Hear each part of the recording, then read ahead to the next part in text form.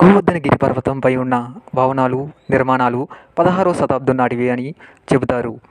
అలాగే బృందావనం చుట్టూ ఇసుకరాతి స్మారకం, కుశం సరోవర్, రాధాకుండ ఆలయం, శ్రీ చైతన్య ఆలయం, మానసిక గంగా సర్స్ ఉన్నది. చాలామంది భక్తులు వీటిని దర్శించుకుంటారు. అలాగే గోవర్ధనగిరి పరిక్రమణకు కొండ చుట్టూరు 11 కిలోమీటర్ల దూరం ఉంటుంది. అలాగే దేశ విదేశాల నుండి భక్తులు కూడా వస్తారు.